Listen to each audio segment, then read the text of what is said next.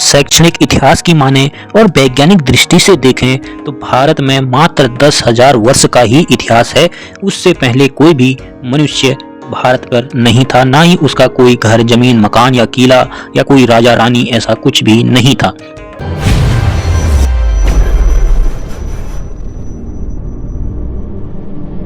दोस्तों, स्वागत है आप सभी का सुनील बौद्ध ऑफिशियल चैनल पर। तो दोस्तों, क्या आप लोग जानते हैं कि भारत का इतिहास कितना पुराना है? क्योंकि आप सभी लोग अगर हिंदू धर्म को मानते हो तो आप सभी को उन सब किताबों में, पुराणों में, ग्रंथों में यह बात जरूर लिखी होगी कि लाखों साल पहले ये हुआ, करोड़ों साल पहले ये हुआ, पर ऐसा बिल्कुल नहीं है। दोस्तों, अगर हम शैक्षणिक इतिहास की माने और वैज्ञानिक दृष्टि से देखें तो भारत में मात्र 10,000 वर्ष का ही इतिहास है। उससे पहले कोई भी मनुष्य भारत पर नहीं था, ना ही उसका कोई घर, जमीन, मकान या किला या कोई राजा रानी, ऐसा कुछ भी नहीं था। जैसे कि कई किताबों में, ग्रंथों में, रामायण महाभारतों में आपको कई राजा रानी देखने को मिलेंगे जो कि लाखों करोड़ों साल पहले इस देश में राज किया करते थे।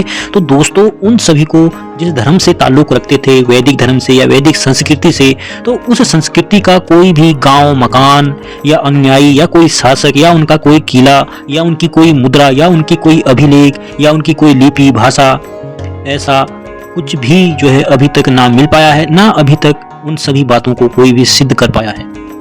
क्योंकि भारत का जो इतिहास है वह लाखों साल पहले का नहीं बल्कि 10,000 वर्ष पहले तक का ही इतिहास है। उसके बाद का कोई भी मनुष्य योनि का इतिहास भारत में नहीं है।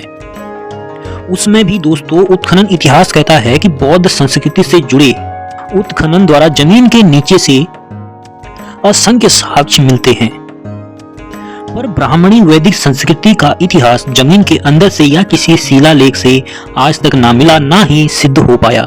यानी कि यह सब जमीन के ऊपर ही ऊपर है।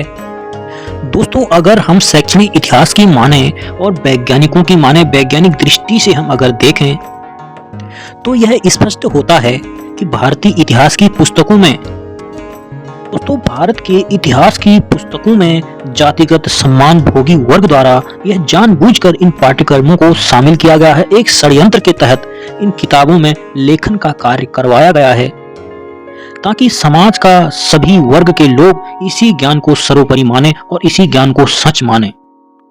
तो दोस्तों, यह बिल्कुल साबित हो जाता है शैक्षणिक इतिहास के अनुसार जो भी धर्म थे वह सब जो है बौद्ध धर्म के बाद इस भारत में उन्होंने पैर पसारना शुरू किया। उत्खनन का इतिहास में भी जमीन के नीचे इतने सारे शिलालेख, बौद्ध धर्म की मूर्तियां आदि कई चीजें मिली, लेकिन वैदिक परंपरा के यानी कि ब्राह्मणी वैदिक परंपरा के कोई भी इतिहास जमीन के नीचे हमें आज तक नहीं मिला।